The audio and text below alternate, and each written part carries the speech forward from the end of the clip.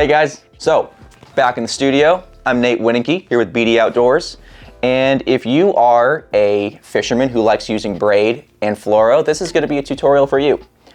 Pretty much, I want to show you my favorite connection knot from going from a solid braid line to a solid mono or fluoro line. This is great for any type of fishing. I use this knot in the bays for spotties and halibut. I'll use it offshore for bluefin and yellowtail. I'll even take it to the lakes, you know.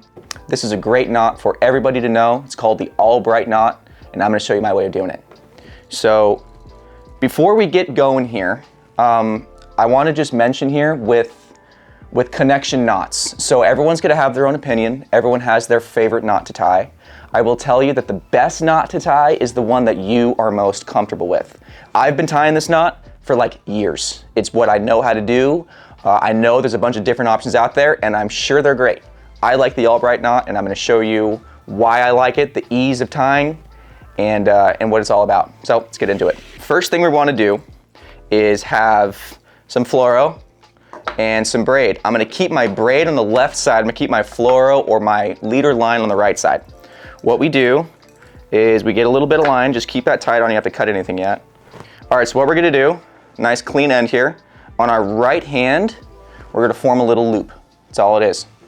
On the left hand here, and I will say this is a little bit easier to do when this braid is under tension. So if you have it on your spool, give yourself a little bit and then put it in gear. So with your left hand, you're gonna take this guy and you're gonna go from the bottom up. Give yourself about, maybe what is that, 10 inches or so, and you're gonna pinch that with your right hand. So what you've got is your fluoro forming a loop. You've got your braid going from the bottom up, and you've got it right here. With your other finger here, you're gonna take your middle finger, you're gonna stretch that loop out so it's just like this. I call this a little shelf. This is basically what I'm gonna be tying the knot on, and getting this right here, nice and uniform, takes some practice. But once you get it, you're golden. So, next step here, so you got your little shelf, you're gonna take your two fingers here, and you're gonna start twisting that braid, sorry. You're gonna take your two fingers here. You're gonna start twisting that braid you brought up 10 times around the entire shelf you just made. 6, 7, 8, 9, and 10. So now, to finish this guy out, pinch that loop. You started from going from the bottom up. We're gonna cinch this guy up by taking this tag end, going from the top down. Now it's important here that it goes from the top down. You wanna make sure your loop isn't twisted at all. If it's twisted, it's not gonna lock up right. So now that we've got all this, you have this nice little knot. I like to pull my mono in first, make that guy cinched right on the end there, and then I slowly start pulling that braid through.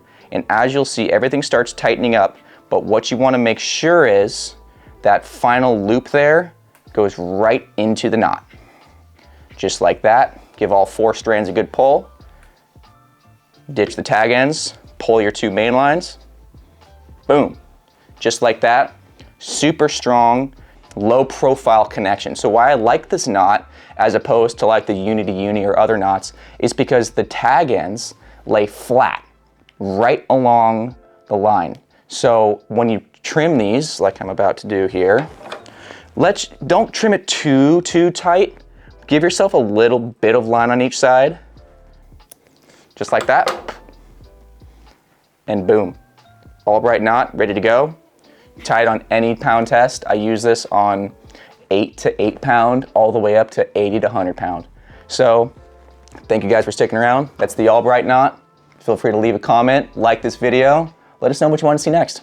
Thank you so much. We'll join you on the next one.